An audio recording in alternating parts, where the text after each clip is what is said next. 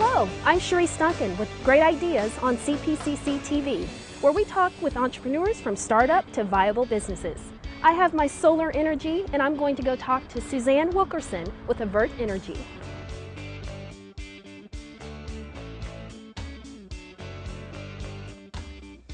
Suzanne, welcome to Great Ideas. Thanks so much for being on the show today. Sherese, thanks for inviting us. We're excited to be part of your program. Well, I'm excited to learn about Avert Energy, and I understand that you are an energy solutions company. So tell our audience what that means. That is correct. We are an energy consulting company that comes in and helps people create solutions, everything that happens behind the meter in a company and how they consume energy today in buildings and different institutions. And we work to give them solutions to improve their top line or drive their business and save them money on the bottom line and reduce their energy consumption. Now, where did the idea of Avert Energy come from? Well, basically, having been in business for 25 years, I was looking at what was trending. People around me were talking about kind of what the challenges of the future were, and we really saw energy as a challenge for American companies. Now, as far as the industry, is the industry called the energy industry, or what industry are you in? Well, you know, when you look at the Department of Energy for the United States of America, you start to see what energy is about. Energy is kind of broken out into two classifications. The traditional energy sector, which is energy production, coal, nuclear, and then the alternative or clean tech energies. My company focuses really in both spaces because people today are consuming from both sides. Now, as far as your solutions, you say that you offer turnkey solutions. That's correct. Now, we hear that term a lot. It's kind of a buzzword, if you will. Can you tell us what turnkey means, and specifically to your solutions? Sure. Well, the first thing is we're not only turnkey, but we're disruptive solutions. And what that means is your traditional solutions are now going to be disrupted by something new. So, for example, U.S. Post Office, in comes Federal Express. In this particular case, a turnkey solution for us is that we walk into a company, we work with the C-suite of people first to analyze what the business impact of our solutions are, and then we work with operations people like the energy manager. We come in and we bring a hardware solution coupled with a software solution. In this case, the disruptive pieces that were cloud-based and we're not interfacing with traditional networks. The degree of information you receive off of energy consumption in a building is pretty high. And today we found that that's been very disruptive in traditional networks that are otherwise handling, typical IT work. And so we put the whole solution together, basically help the customer understand the top line and the bottom line, and then we design it and we help the company implement it. Now, tell us again about disruptive. You mentioned that word a couple of times, and I know you've talked about it a little bit, but give us a clear definition of what you mean by that. Disruptive technologies are typically technologies that come in and take what was the status quo and change it, particularly when you see times are changing. When I worked at Oracle, there was an operating system called Linux, and it was able to come in and work much quicker than the traditional operating systems, and that really changed the way data centers were managed, and that started around 2000. But throughout history, for example, you saw Federal Express as a solution. That disrupted the U.S. Post Office and some of the global postal systems.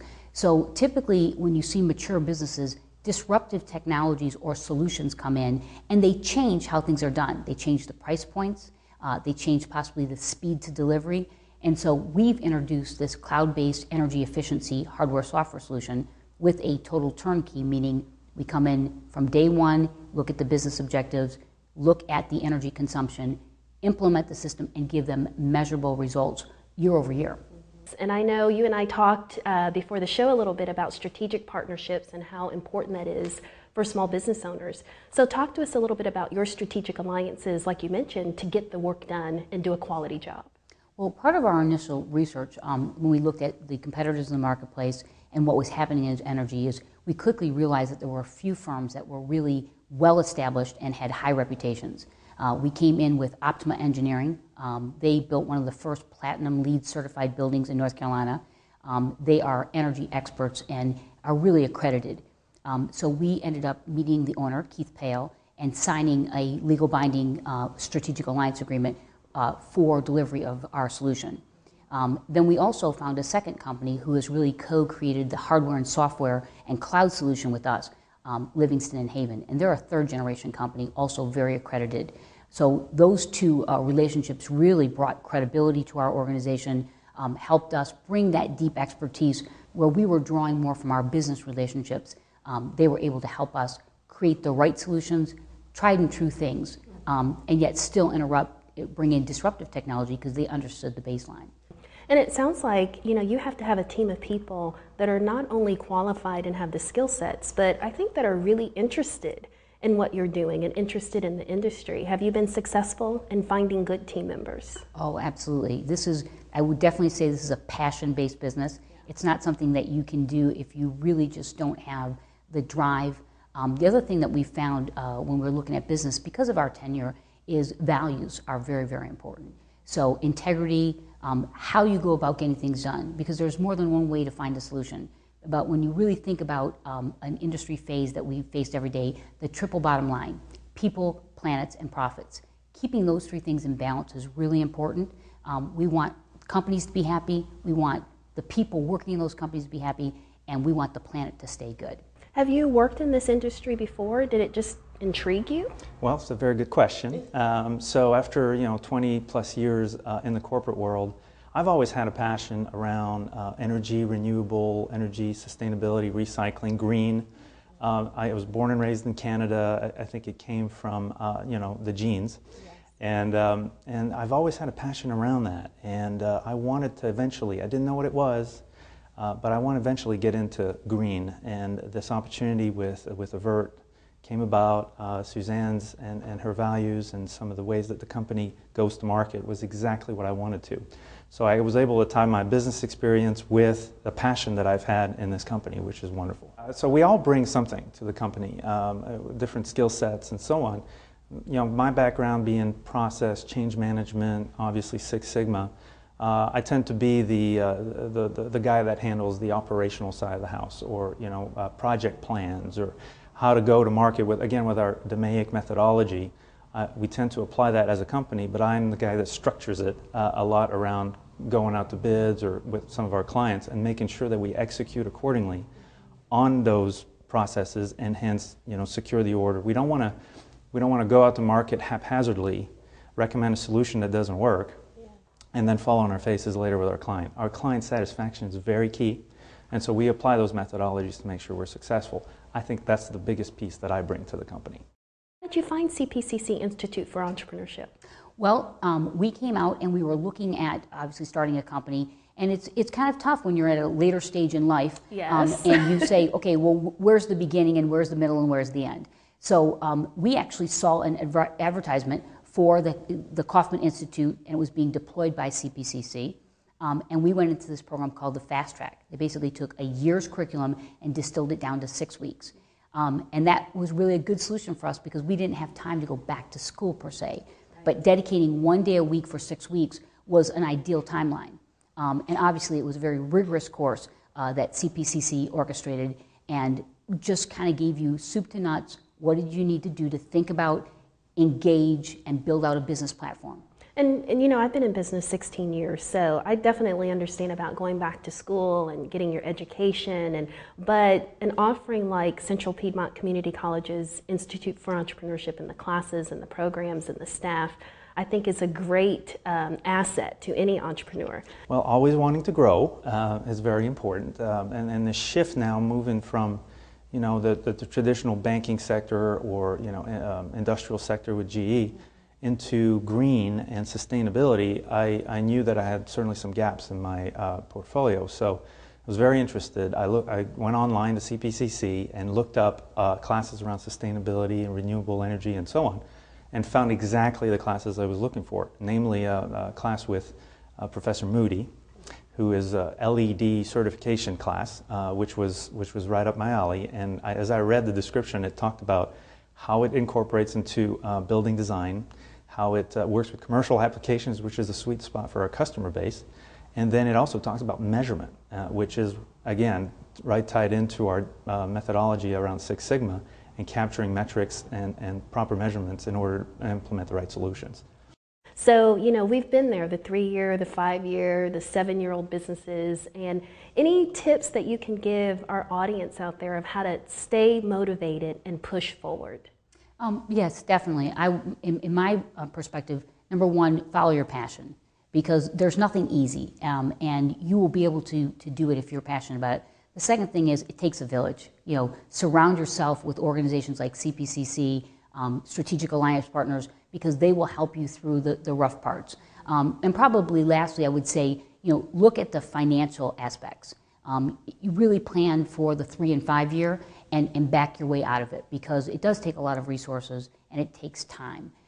And so you have to figure out how you're going to maneuver the financial aspect of that. I think one of the key aspects of a successful business as well as a successful partnership is making sure that we all bring something different to the company. The important thing, and I think Suzanne would agree, we don't want to have a whole bunch of Suzannes in the company. I think it's important that we have strengths in different areas that each partner can bring that brings a full complement to the business. So now we have a full complementary business that we can go to market that has all the skill sets that we need to be successful.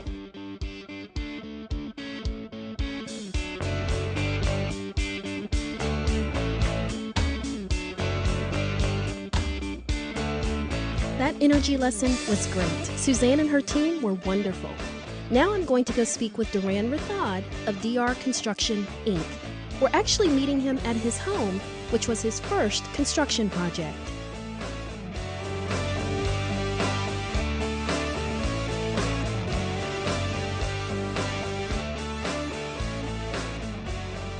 Duran, thank you so much for joining us on Great Ideas. I'm so glad you decided to share with us your beautiful home. So welcome to the show. Thank you very much. I'm glad to be here. Well, you own DR Construction, Inc. Right. And I understand you have a tennis background. I sure do. So how did you go from tennis to a construction company? You know, I've taught tennis for 18 years and I had achieved all the goals. And then I said to myself, I said, no, what's next? So when this opportunity came, I said, let's go and do our own business, construction business. And we can start with a small business. We can go forward and see what happens. So since 2004, you know, we formed the company with the help of CPCC and all the courses I've taken there. And with the right information, Yes. I was able to move forward. Now, when you say when the opportunity came, where did the opportunity come from? How did that happen? I know you mentioned something about some classes and Right. you didn't know if you were going to pass a test. Right, that's right. After I took all the courses there, construction courses, and through, they had different people, speakers come and talk. And with that in mind, I was very confident. So we built our first house back in 2000. The one we are in right now. And with that in mind, I felt pretty good. Then I took my commercial building course exam so I could be a general contractor. And I passed the test. So with that in mind, I said, well, this is the right time to move forward. And let's go and jump into having your own company. That's how I got started. Wonderful. So now we hear the rumors about the construction industry. It's up, it's down, it's out. Yes, yes. So tell me, how is the industry doing specifically to what you do? You know, I used to really look at the new construction with the clients. But now as the industry has changed because of the market, so now we are focusing on renovations, remodeling, additions to the house, because the homeowners are not moving out and they're staying. They're staying. Staying So you do residential? Yes, I do both, commercial and residential. But lately I've been doing more residential. That's the way it has come to me. So I've been working on towards renovations, rehab, additions, remodeling, kitchen or bathroom. Well, and that's smart, because most people think, okay, what I'm doing now is not working, so I'm going to stop and go work for corporate America. Right. I mean, but you were smart to say, okay, they're staying, so let me do some remodel and renovations. Right. That's why, you know, I changed my strategy. Instead of going to new construction and trying to work toward the higher end, so let me kind of back off and start with the homeowners, what they want in the house. So with that in mind, I picked out the target The right target is the renovations, additions, rehab, that kind of stuff. And so I've been marketing that in that direction, and it has worked so far. Mm-hmm. And, you know, running a tennis program, you know, that's a lot of work. It's a lot of fun, too. So did that help you when you first started your business and planning and organizing? And, you know, we always talk about the business side of the business. Right, right. Because when you run your own show at a tennis complex or at the country club level, and you're in charge of the whole department, that means you got to be dedicated. You have to have a work ethics and the right attitude, and make sure that you have the right personnel with that department. So all those things help me to move forward with my business. Mm-hmm. And I have applied the same qualities from my tennis career to construction. Now, do you still play tennis? I sure do. I was going to say, because as an entrepreneur, you need that outlet. Yes. You know, so you found the balance, because we all have passions, yes. and then we move from one passion to starting a business. Right. You know, that balance. Right. You know, we don't necessarily have it. So have you been able to keep the balance and yes. maintain your sanity? I sure do, because I always go out there at the parks and play, and meet more people, and few high schools have called me to teach their program.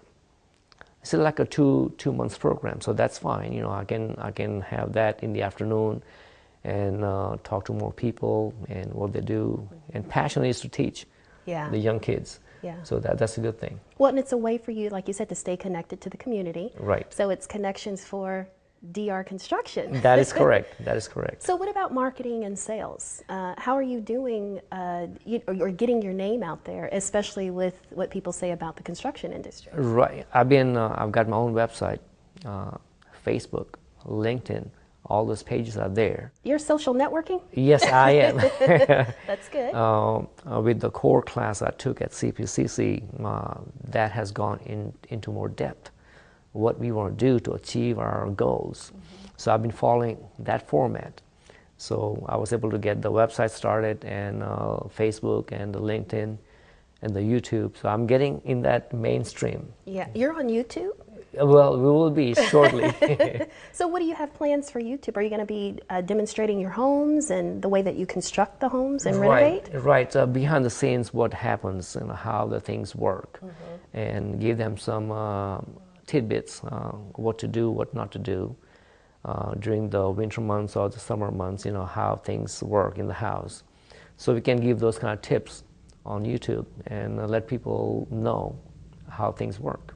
Now, explain to us how involved you are with the actual renovation and construction, because you do own the company, so I know sometimes you have to separate yourself. So how much work do you do on projects versus managing the projects? I think it's like 50-50, because I'm on the job site. I'm on hands-on contractor. So if something doesn't look right to me, I will go and fix it. Mm-hmm. Even though we have subcontractors working at the job site, and I always go behind them, see how they're doing. So I'm on site almost every day. At the same time, when I see that job is done right, then I kind of back off and start doing my management area. So it's like a 50-50 proposition. Have you found that has worked for you? Because I know some construction companies, when I talk to their owners, you know, they spend too much time on the site because they love it so much. So it sounds like it's working for you. I think it is working, yeah, and I think I want to keep it that way. Mm-hmm. The main thing is to get the right people working with you along the side and have the same vision what you have for your company, which is more detailed work and quality. So that's where I emphasize on. They have to understand the beauty of what you do. Right, yes. So how do you find good people? Just networking, trying to find the right people through the other contacts. And once you learn, you know what not to get and what to have on your team. So it takes time, but you know, so I think it's working right now. So sometimes you've hired people and they didn't work out, but like you said, it's a lesson learned. Right, lesson learned. You still go through the motions, though. Yeah, I sure do. Yes. And then as a company, as a project manager, it's you. That's the bottom line. So I want to make sure that I hire the right people to do the right job. Mm-hmm. Now you mentioned CPCC, Institute for Entrepreneurship. Right. So talk to me about some of the skill sets that maybe you were lacking and you were able to utilize CPCC to help you achieve those skills. Being a hands-on guy, I love construction. That's in the background. So I learned the safety part from Construction Institute. Safety and the tools, how to use them, what the methods are, how to build projects. And with that in mind, I was able to fully comprehend what they were telling me in the courses. So I was able to employ all those practices into really projects. So, I mean, that's the bottom line. You have to learn all those things from CPCC and get that knowledge into practical way doing things. And you did attend the CORE program. Yes. And you say you still read your manuals. So you mentioned strategy and being more focused. So you're still utilizing the curriculum from the class, and how has it helped you with planning and organizing your business? It is an in-depth class. It has really helped me. So I've been following that curriculum from the get-go, and even though it's in depth, I'm following the right chapters along the way, and it has helped. I can see the results, so I'm very optimistic that if you follow that curriculum, it will pay dividends down the road. Well, and I mean, I'm looking around in your home, and I can definitely see the result. This is beautiful. Thank you. So this was one of your first projects, right? This was our first project. It was from ground up, and I was a general contractor. Mm-hmm. And when you say ground up, you mean like there was nothing here? Nothing here, just the bare ground. And then we opened up and cleaned the trees and the lot the way we want to keep it. And from the ground up means footings, foundation, up to the dried in phase. And after that, I moved in. I did all the work inside, mainly the floors, then the trim, and the tile work, because of the expertise from CPCC when they gave me all the knowledge, how to do things right. And you use this home, I mean, this is your home. It's very comfortable. I feel great here. Thank you. But you also use it as a showcase for your clients. That is correct. So tell us about that. I'll bring them in here and let them see different ways of looking at things, the quality, if that's what they want, wood, brick.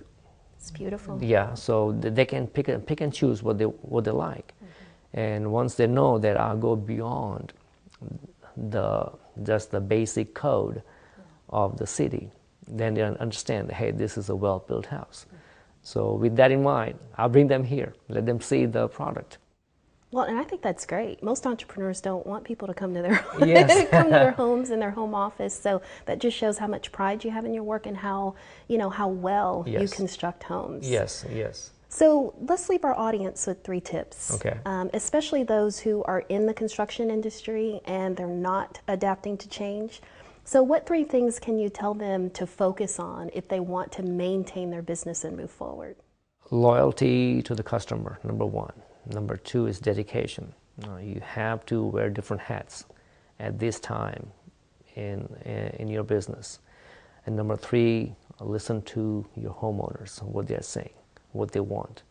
And if you look at the trend that they are moving toward lots of renovations and additions and remodeling, so that's where the things are moving. So you pay attention to the homeowner and the clients, what they want. And that's probably one of the things I have learned.